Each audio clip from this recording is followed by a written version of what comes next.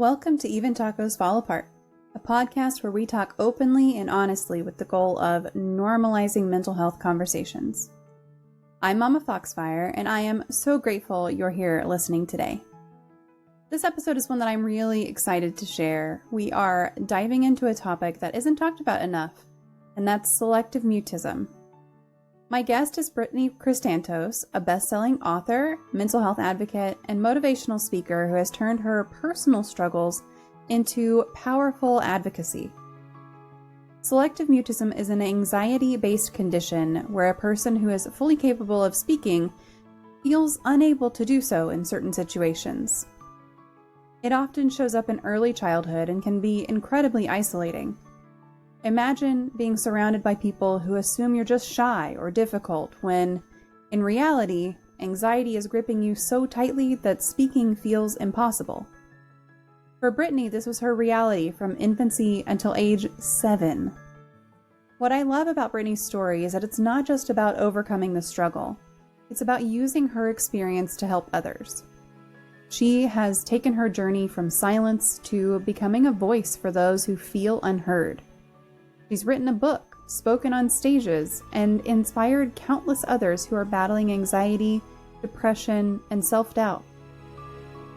In this conversation, Brittany opens up about what it was like to grow up with selective mutism, how it impacted her relationships and self-worth, and how she ultimately found her voice.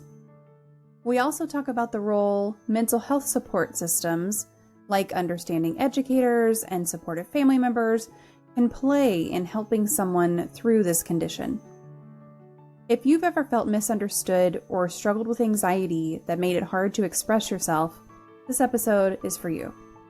Brittany's story is raw, honest, and incredibly inspiring. And as always, I want to remind you that you're not alone in whatever you're facing. There are resources and communities out there to support you, and this podcast is one small part of that. Thank you for being here and for being part of this conversation. Let's get into it. Okay, I've got to fix one more thing. No worries. Every now and then Discord is like, I'm going to flip-flop the order that everything appears in, and so I have to go in and fix it. Otherwise, you would be MommaFoxFire and I would be Brittany, and that's not how this is. Well, hello, everyone. Welcome to another Mental Health Monday. Thank you guys so much for being here on Even Tacos Fall Apart. I'm really excited for tonight's conversation. I think it's going to be a really great one. We do have a question queue open if you have any questions about the topic tonight, which our topic tonight is selective mutism, which is something we have not talked about before. We're going to talk about Brittany's path from adversity to advocacy. So really excited to have Brittany joining us. Brittany, thank you so much for being here and just taking the time out of your evening. Of course. Thank you for having me. I'm so excited to talk about this. Mental health is so important to me, and I believe we need more awareness with mental health, and I'm really happy to be here. Absolutely. So I'm going to tell you all a little bit about Brittany, and then we will get going. But if you have questions... Oh, wait. Did I actually open the queue? Hold on. Let me see. Yes, I did. Okay, it is open. We're good. If you have any questions for Brittany, feel free to pop them into the chat, !Q, follow that with your question. That'll put it into a question queue, and we will make sure to get them addressed while we are here and live. So Brittany Krystantos is a best-selling author, mental health advocate, motivational speaker, TED Talk presenter, and the host of a mental health series. She is widely recognized for her significant impact in the field. Overcoming challenges such as selective mutism in her early years, she transformed her personal journey of anxiety and depression into a profound commitment to helping others. At the age of 15, Brittany authored the acclaimed book, I Am Not Your Average Teen, offering insights, hope, and practical strategies for navigating the complexities of mental health. With a mission to make a meaningful difference in countless lives, Brittany continues to inspire individuals to overcome their own challenges. Her journey from silence to happiness serves as a guide for those seeking to find their voice and navigate the intricacies of well-being. And I've got a few ways you can connect with her. We've got website, Twitter, Instagram, YouTube, and LinkedIn. So I'm going to post those for you guys. If you want to connect, make sure you go say hi, give her a follow, give her a couple likes, a couple of comments, all those engagement type things. Me. Yep. Hey, say hi. Absolutely. Let's talk. Be friends. 100%. So again, Brittany, thank you so much for being here and joining us tonight. Of course. Thank you for having me. And we do have a question in the question queue already. Bite Mark would like to know, what is your favorite poem? My favorite poem. I don't know if I have a favorite poem. Oh my God. Honestly, I don't know. I happen to know that she also accepts things like favorite songs, which are poetry in and of themselves. So, favorite song or anything like that? Favorite song. I'm gonna go to my recent song list and I can tell you my favorite song I've been listening to right now. There we go. That's not perfect.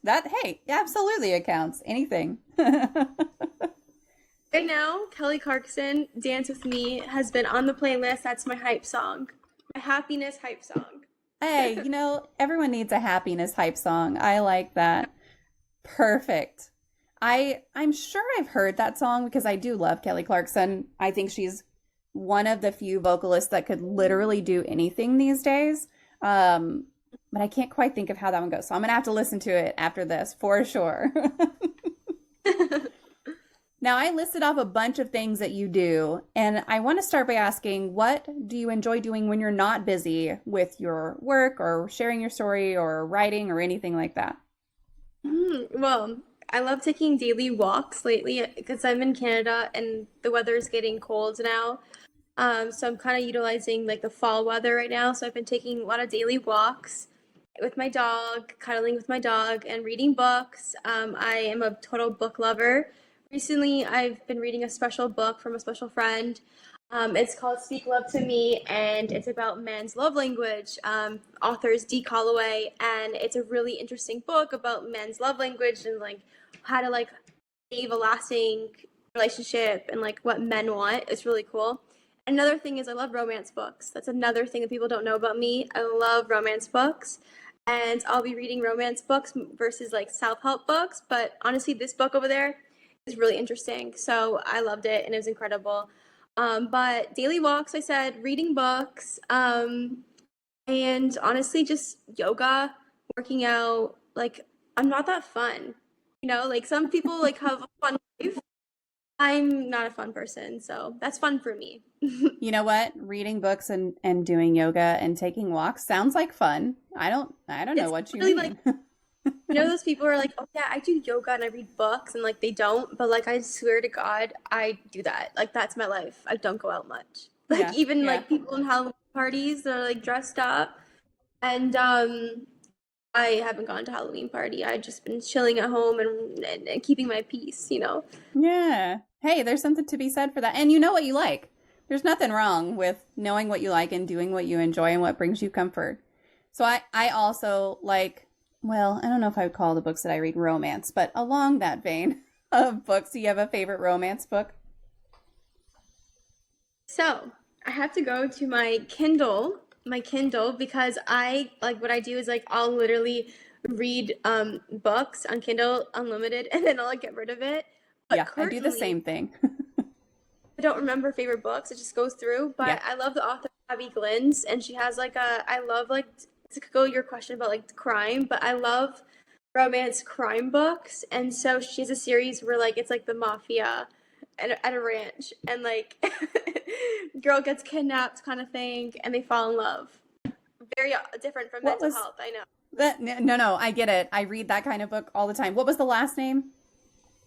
Abby Glynns, Glinnes. Is the author, and the book I'm reading right now is called Storm. It's a whole I think it's like 9 books. Okay. Each book is a different brother in this mafia on a ranch. All right. For some reason that's not pulling up on Goodreads, but I'll have to find it. Oh, here it is. I was spelling Abby wrong. That's what it was. Yeah, ABBI. ABBI, yep. Okay, well, I'm going to post a link to her author page, just if anyone is interested in checking that out, because that does sound actually right up my alley. So I'll go check that one out for sure.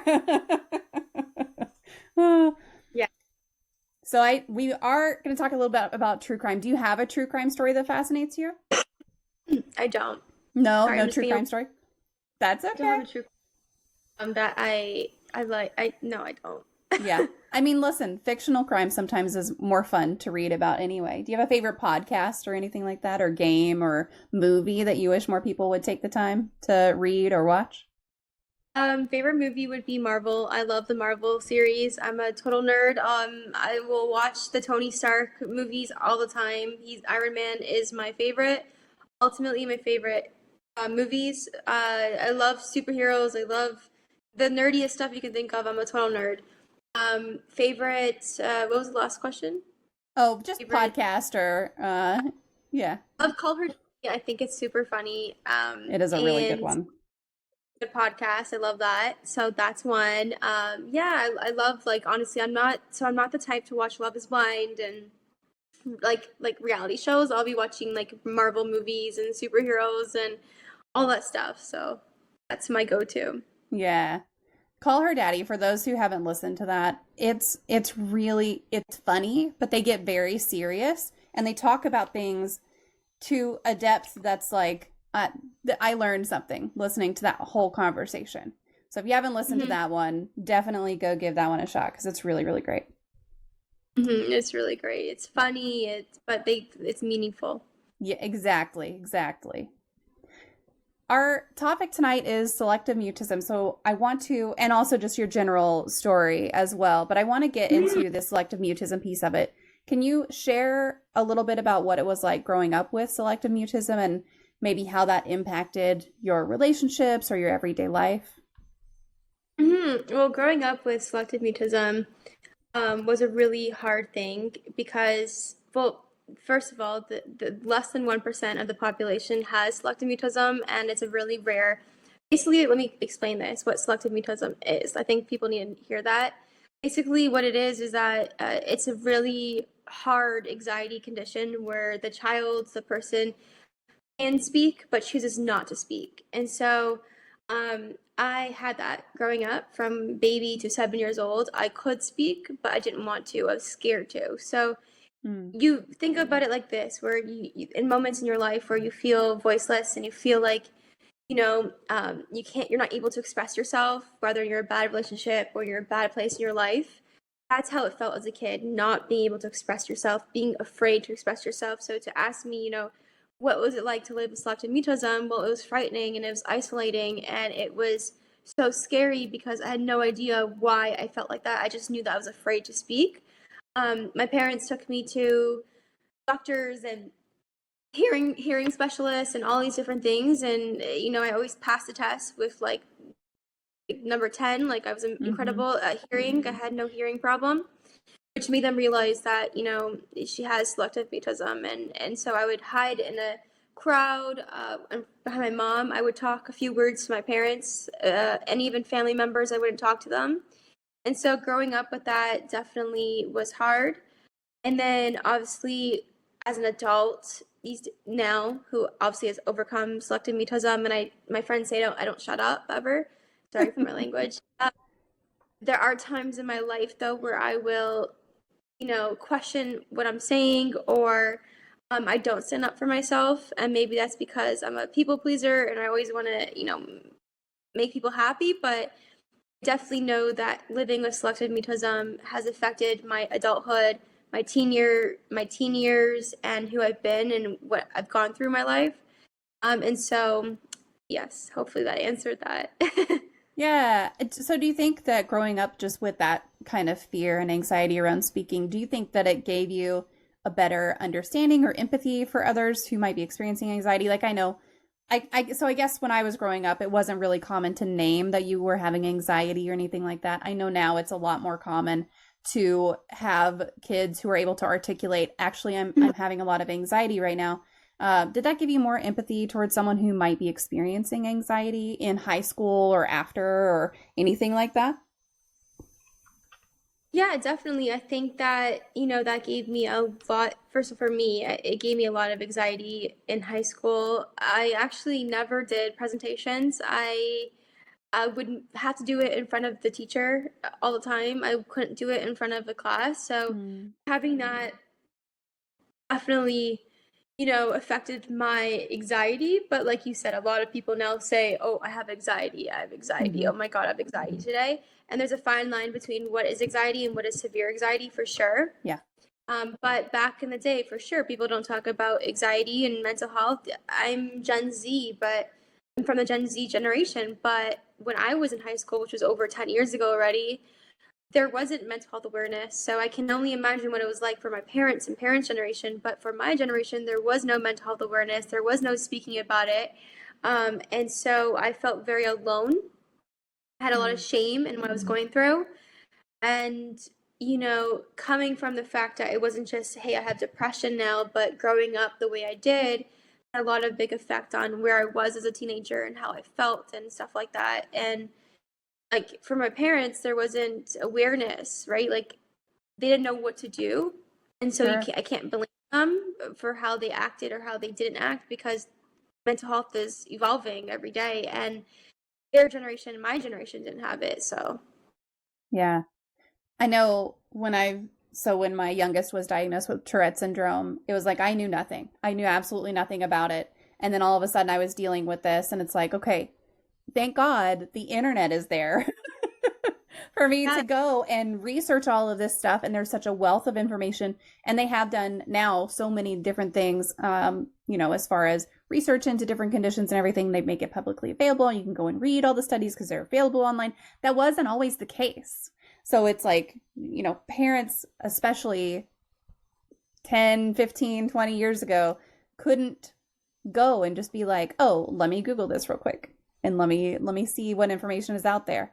exactly. There wasn't ChatGPT, there wasn't Yeah. Google, there wasn't that, so it was hard. But now it's great that people are talking about it, and people, it's evolving as a society.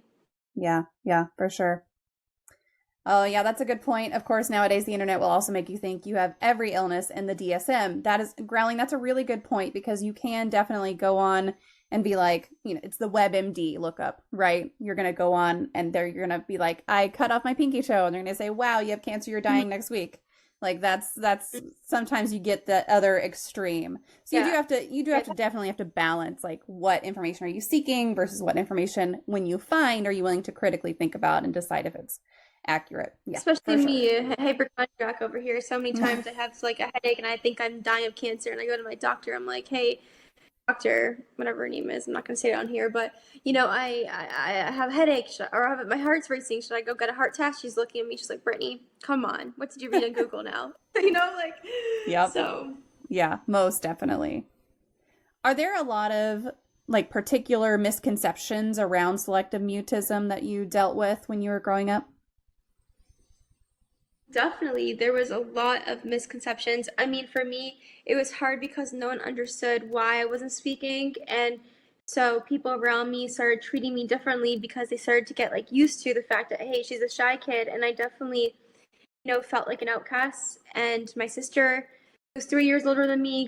Growing up, she was always the extrovert, always at karate classes, have so many friends. And I had one friend, and I would like whisper to, like, I wasn't like on a talking basis. It was like a whisper vibe, but like I had one friend.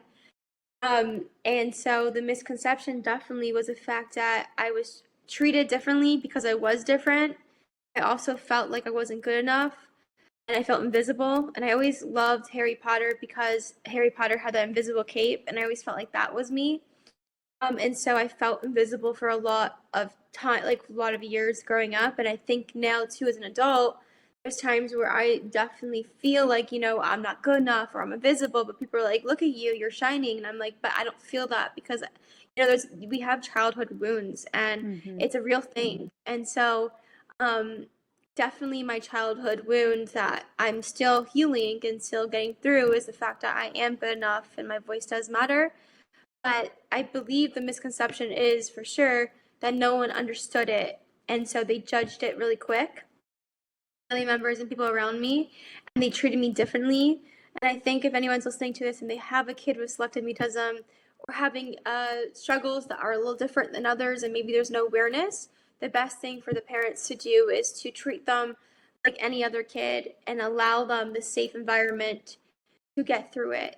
if, one day I have kids, when I do have kids one day, if my kid is going through what I went through, I would love to create a safe environment for my kid, remind them they're not alone in this and they can talk to me. And I think that is so important for any struggle, whether it's selective mutism, mental health, whatever it is. I think creating an open environment will remove the misconceptions and that are placed from people. Was there anything that would have helped you when you were in school, like from an educator perspective, if a teacher had done something in particular in their classroom that might have helped you whenever you were experiencing selective mutism, and then later, like just anxiety and depression in general too, but anything that would have helped you, you're like, oh, if only they'd done this, that would have been really helpful. Yeah, definitely. I think education has a really big role in this, and there's no education, programs or systems in place for mental health. And I think growing up, if we're talking about like being a 7-year-old with selective mutism, having a teacher that understood that, which I did actually have a really good teacher in grade 1 that was, so her name is Miss Pinsoff, and she was so sweet and always telling me like, oh, you can whisper to me if you need anything. Like that was really great. But if we're talking about mental health in general now for teenagers and youth, I think a really big thing would be for the education systems to implement programs where we can, talk about mental health. They can learn, prevention programs for their mental health. That would be really, really important. But definitely if a child is developing signs of selective mutism in school and preschool and kindergarten and grade 1, whatever it is, I think the best thing for the teacher is to, not pick them out and like force them to talk, but allow them to be in a safe environment where they can talk to you. Of course, not making them do presentations, don't ask them math questions, like be very considerate of what they're going through. Mm-hmm. It can be when I was growing up, it was very like, if you're called on, you are expected to answer, period, end of story. And it did feel sometimes, and I was the kind of student who had no problem with that, but I had classmates who clearly were uncomfortable, who clearly did not want to be called on, like would physically, you could see them shrink in their desk whenever the teacher was trying to call on someone. And it really felt like some teachers wanted to pick on those people who didn't want to be called on. And I hope that it's better now than it was when I was in school. But I do think that there's a lot of education that educators need to go through when it comes to mental health and when it comes to helping students with this kind of thing. Because it's not very common. You said 1% of the population, like that's such a small number of people. But the number of people who experience anxiety, especially around public speaking, which is being called on in class is public speaking. And people don't always put that connection together. But I think there's a lot of education that really needs to happen for sure. I agree with you. Yeah, the selective mutism, it's a really rare thing. And people can have selective mutism when developing trauma. Like it's not just kids. That's more common actually. Like selective mutism after someone getting assaulted or trauma in their life is when basically it's when something traumatic happens and it makes them go internal and they like can't talk or they don't want to talk. That is what's more common. But having a child birth out of the mom's wound and out in the world, that's too much description. But all good. Late here, I'm tired. Okay.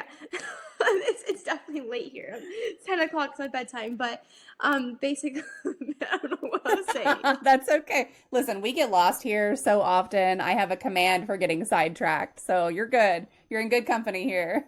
But yeah, I mean it for sure, like there are different ways that you can get a lot of different conditions when it comes to mental health. A lot of it is trauma. That's a lot of reactions that you get out of people. Do you where we're at? Yes, yeah, it's rare to have mutism as a child, like from like 0 to like 7, that's where I was, like born to 7 years old. So that's more rare, and that's when less than 1% of the population has that. Yeah. So I think that, seeing that it was so rare, it was really hard for anyone to understand how to help me. Yeah. getting at. Well, and especially if you can't communicate that, right? Like if you can't communicate how to help you because you have selective mutism, I imagine that's really frustrating. You can't write because you're young and you're a child and you're a baby, so it was definitely hard. Yeah. Growling said, I think my teachers and principal thought I had the opposite of selective mutism. Why, where you just constantly talked? I mean, I definitely have a child who has that. That's funny. For sure. Reminder that we do have a question queue open. If you have any questions, feel free to pop them into the chat. We'll make sure to address them. I love that they said, there's a couple people who said, I assume your doctor's name is Dr. McDoctorface. And then, no, it's Dr. Dre. Like, that's funny. Hilarious. That is really funny. Oh yeah, because I said I'm not saying the doctor name. Yes. Yeah. Yep. What was the turning point in your journey to finding your voice as a speaker and an author, especially after having had selective mutism? Was there a specific moment or a person or anything like that that kind of inspired you or sparked that change? Definitely. I think that I remember my first speaking gig. I was 18 years old, and where I'm from in Canada, I'm in a little suburban town, and one of the police officers found my book somehow and called me or emailed me to see if I wanted to speak at their school for a police event. And it was about inspiring change and stuff like that. And I was 18 years old and I was so nervous. I just published my book and I was frightened. There was 300 students in this assembly in the high school and all these police officers. So I was scared a little bit. And I remember not wanting to go on stage, and because I had that fear of not talking because I never did presentations in school, so I didn't have practice speaking. I was literally about to not go on. I was can't do this. I think it was one of the officers, the main one, that looked at me and goes, you know what, you it's your time. You go up there and you shine and you tell your story. And it was probably the worst talk I've ever delivered in my life. It was so bad, but it was a really beautiful moment for me because I realized that I had an opportunity to make a difference and to help people. And so with the opportunity to help people became something I was very obsessed with. And so after that talk, even though I thought it was horrible, and it definitely was horrible, we can be honest there was a few students in the crowd that, one of the students I remember, I'll never forget, she ran up to me and gave me the biggest hug and she said, you saved my life. I was thinking about ending my life. Oh, and wow. Hearing your story it saved me. It saved my life. I don't want to do that. I want to get help. I want to be happy. And so that was a moment for me where I realized, okay, that was scary. That was horrible, but I want to do it. I want to do more of this. I want to touch more lives. So more students potentially be thinking of suicidal thoughts or going through something can know they're not alone. And so that was a start for me at 18 years old where I was like, you know what, I'm going to do this. And, I don't think I'm the greatest speaker in the world, but at the end of the day, I speak from my heart, speak from my experience. Mm-hmm. And that's what resonates with people the most is speaking from the soul, speaking from what you've gone through, what you've been through, and connecting to people in the world, whether you're religious or you believe in a God or you believe in a higher power, whatever that is for someone. For me, we all have purpose and we all have a thing we got to do in this world. And so for me, my purpose that I believe God put on this earth for me was to help people who are going through struggles. And, my struggles and the things I've gone through happened so I can stand on that stage and remind the hundreds of thousands of students and youth and kids around the world that they're not alone. And so, yes, it was frightening. I will never, you don't know the feelings, the shakiness, the sweatiness. Oh my God, it was frightening, but it was probably the best moment for me in my life. That's great. And I'm so glad there was someone there to be like, I see that you're nervous. It's good. You're fine. It's going to be okay. Just get out there and do it. Because sometimes you pass out. Don't worry. We call an ambulance. Exactly. I mean, you're in a room of first responders, right?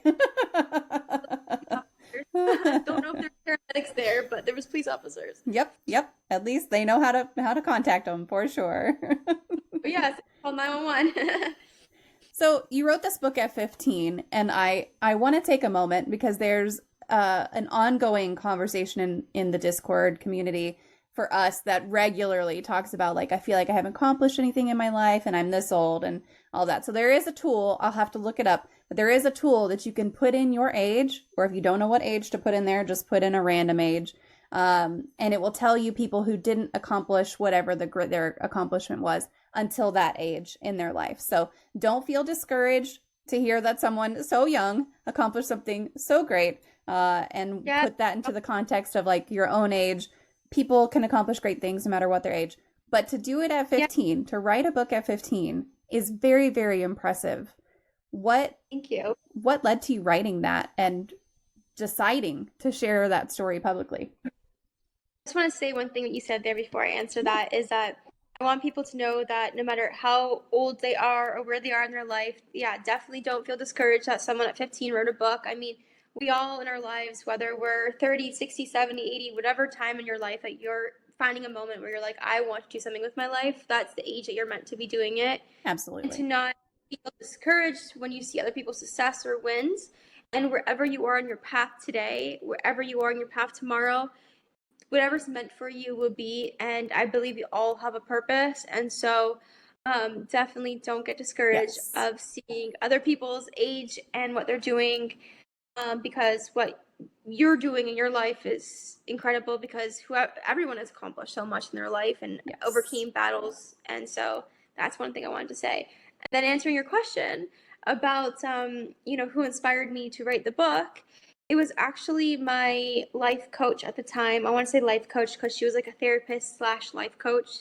I found her when I was in my darkest, darkest moment in my life. I was 15. I had just almost attempted suicide, and it was the hardest time in my life, I would say. And I found her online. I did the whole Google finding a life coach or someone or therapist, and she popped up on Google. Reached out to her, and she lives in Toronto. Gave her a call, and she said to me, like, you're 15, you need your parents' consent. And that was the most awkward conversation for me because I never told my parents that I was going through depression and never told them about the attempt. That was a hard conversation to do, but I told them in front of her. And that was one moment. And then the moment of the lead up of the book was, I think it was a year of ongoing, or 6 months of ongoing sessions with her. She helped me find happiness. She taught me tools and things I needed in my life at 15 years old to overcome what I was going through.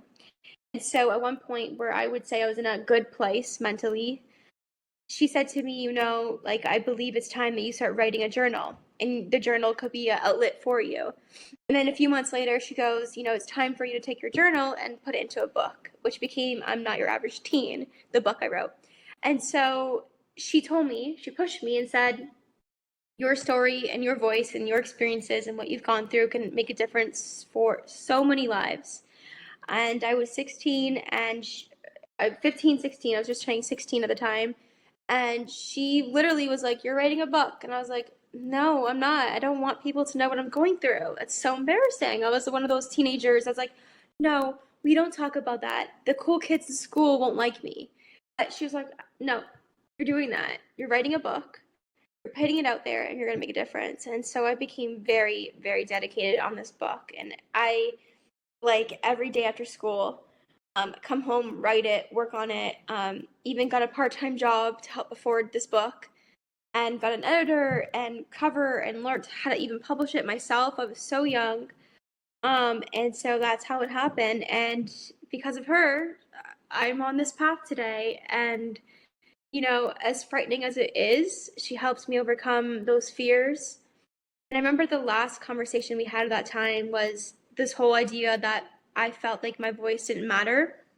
And so didn't want to put my story out there because I felt like I wanted to be silent, like I always did as a kid. And she made me realize, like, are you a silent kid anymore? Or are you ready to speak up? And I was like, no, I'm ready to speak and I'm ready to share it with the world. And so that's how it happened. And that's how I wrote books. Yeah, that's great. Do you still keep in contact with your life coach? I think the last time we got in touch was a year ago, but Yeah. not really, but just because of life and stuff. Yeah, yeah. I mean, that happens. That happens with a lot of relationships. It's just like, oh, we used to be really close, or we used to talk all the time, and over time you just kind of talk less and less. That's totally understandable. I was just curious you know, if there had been any, did you thank them at all and say like, hey, this has been Yeah, great? she was actually at my book lunch. It Oh, was my 17th birthday, I believe it was. We had a cake and it was really beautiful with the books, and it was all my family, friends at the book lunch, and she gave a speech about my journey, and I gotta find that speech because it's really beautiful, and it was really nice to have her there, her support. yeah, that's very sweet. Given your early experiences with selective mutism, how do you handle the emotions around public speaking now? It's a good question. How do I handle the emotions during public speaking? Yeah, for me, every time I go up and I speak, do public speaking, I always do a little prayer before I go up, and I basically put out there whoever I can help today. Like I pray, or I hope I can help someone in this audience, or whatever it is. I hope I can make a difference, and that kind of like grounds me a bit and takes my nerves away. Hmm. And then when I go up there, obviously I'm nervous, but my heart is racing fast, and I quiet that away, and I just focus on what I need to tell the audience today, what I need to say today, and that overshadows and takes over my nerves, and then it becomes a really beautiful thing. Kind of putting that focus on the audience instead of on what you're feeling inside. I know everybody's Hmm. got different ways that they overcome emotions when they're doing public speaking. If it doesn't come natural, uh, I guess for some people they just do it and they don't have any emotions about it. That's not me. Uh, but everybody's got their different strategies and everything. So it's always interesting to kind of hear about that. What Hmm. about for anxiety and depression? Do you have any strategies that worked for you personally, or strategies that you found in your advocacy work that are particularly effective? Definitely. For one, it's therapy. It's talking to someone. It's knowing your resources. Yeah. It's understanding that help is available. And I think what's important here for many people dealing with depression, anxiety, is knowing they're not alone and help is available, and not being ashamed to reach out for the help. So if anyone's in Canada, they can go to 988 hotline, and I believe 988 hotline is in the United States as well, which is really great.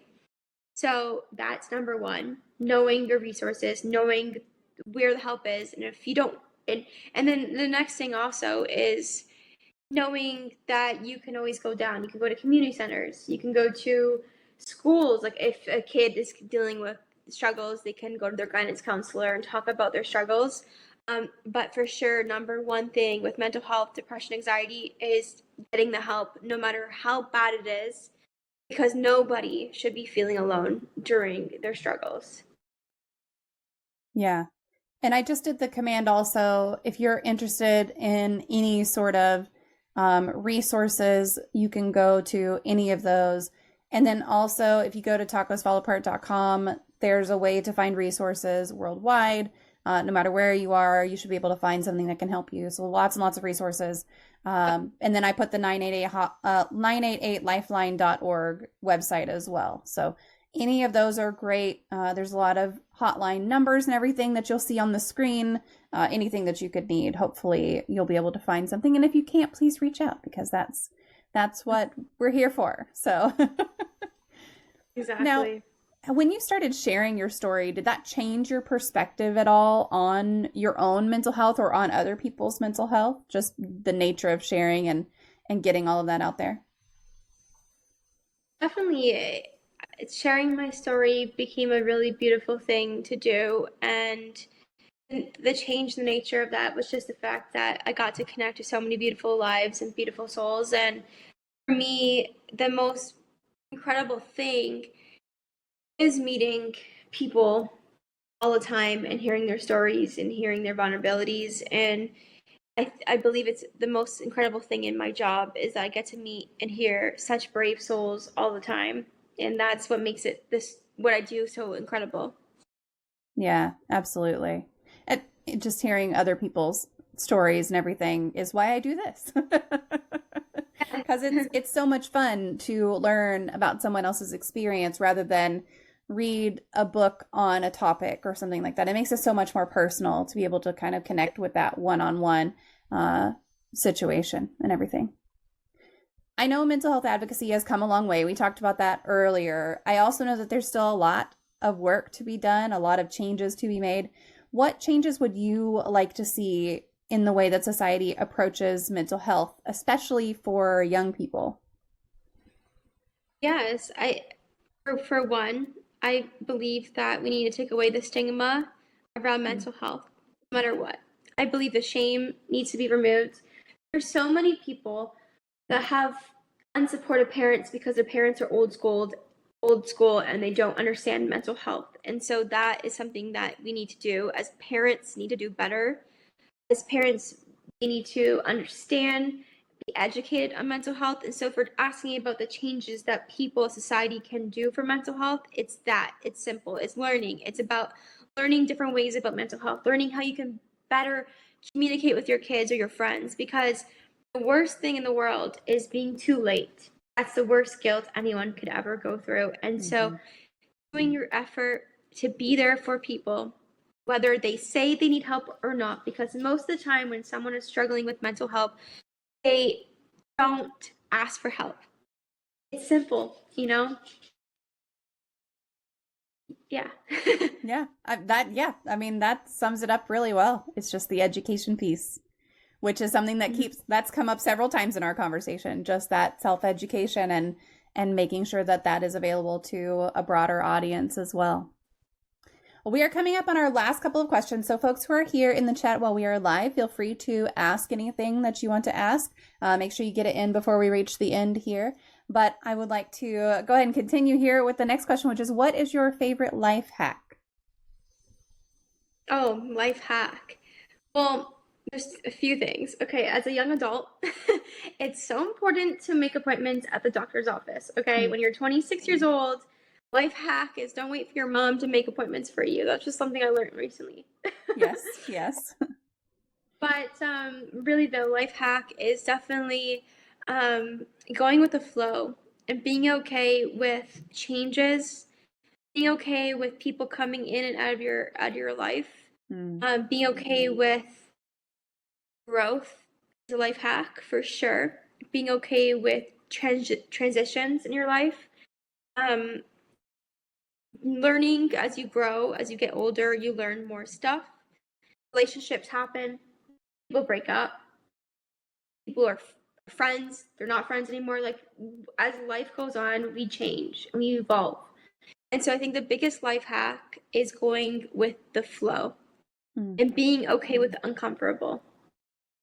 Yeah. And making appointments with your doctors. Making appointments with your doctors. Yes. My oldest is 17, and we were talking about, you're about to turn 18. You're going to have to make sure you give me permission. Like, that's going to be an extra step. If you're not going to do it yourself, you're going to have to be on the phone with me, and we're going to have to be making these appointments like together. So we're starting to have those conversations of like, you're getting older. You're going to have to start doing this stuff. Let's make sure that you understand how to do it. And then also, if you need me to be on the phone and make those appointments with you, of course, that's something I'm willing to do. But yeah, making your own appointments is hard at first, for sure. But you got to get there. Most definitely. And remembering you have that appointment is another thing. Yes. Put it in your calendar. Immediately put it in your calendar and set a reminder. Absolutely. I would forget all of my appointments if they weren't in my calendar. 100%. Yep. All right, well, it's time for the magic moment. Let's see if it is working. Yay. If you could wave a magic wand and eliminate one common opinion or misconception about mental health, what would it be? One misconception about mental health is definitely that mental health makes you weak. I want to remove that. I think anyone with mental health, they are no different than anyone else. I think mental health is your strength. And so let's remove the whole judgment and the weakness. That mental health does not make you weak. It makes you strong. just means you have a heart and soul and you're going through something. So let's wand that magic wand on that. 100%. Yeah, everyone goes through something in their life. It just is the fact of life in general. So I love that. We got to be here for each other. Absolutely. Yes, community is important. Yep. Well, Brittany, I'll just open it up to you and say if there's anything we didn't talk about, any resources you want to throw out there. I will post your socials one more time, so if anyone is looking to connect, y'all can go ahead and do that through the links that I'll post here in just a second. But I'll just give you the mic and let you talk about anything we didn't get to cover today. Thank you. Well, the only thing I want to say before we end this is if anyone is listening to this and you're going through some struggles, I want you to know that you're not alone and that help is available. And I know sometimes it feels hard not knowing what tomorrow is going to bring, and it feels, frustrating not knowing how you're going to sometimes maybe pay the bills, or if you're facing grief in your life and you lost someone you love, or you're going through a heartbreak, or you're going through some challenge or battle in your life, whatever it is, whether it's finances, relationships, personal, career, whatever it is, no matter your age, your height, your weight, your color, your background, I don't care. Whatever it is, we're all people. And I want you to know that you're not alone and that you are so strong and brave to make it to another day. And so if you are going through anything, it doesn't have to be extreme. It just means that you're going through something, to reach out to someone, to not be alone, and also to know that my door is always open and you can slide into my DM and we can be friends. Absolutely. I echo that as well. If you're looking for people to connect with, you got two right here, so you're not alone. Exactly. Well, Brittany, thank you so much. This was a beautiful conversation. I'm so glad that we took the time to do this, and I'm glad that you were able to stay up for it. I know it's late for you. Thank you. Of course, I'm up and going to bed now, everyone. And that wraps up today's episode of Even Tacos Fall Apart. I want to give a huge thank you to Brittany for sharing her story and experiences with us. Her journey from living with selective mutism to becoming a powerful advocate for mental health is truly inspiring. I think what really stood out in this conversation is how deeply anxiety can impact our ability to express ourselves, and how misunderstood conditions like selective mutism often are. Brittany's experience highlights the importance of creating safe spaces for people who struggle with anxiety and mental health challenges. Whether you're supporting a loved one or navigating your own mental health journey, this episode is a reminder that healing is possible and that you are not alone. I hope Brittany's story resonated with you as much as it did with me. If you're feeling inspired or found something valuable in today's conversation, please consider giving the show a like, subscribing, and leaving a review or a comment wherever you're listening right now. It helps more people find these important conversations and join our growing community of support and understanding. If you or someone you know is struggling, remember that there are resources available. Reach out, connect, and know that support is out there. You can find more resources at tacosfallapart.com. Thanks again for being here and for being part of this conversation. Your support means the world to me, and I can't wait to bring you more real, raw, and honest stories in future episodes. Until next time, take care of yourself, and remember, you are not alone.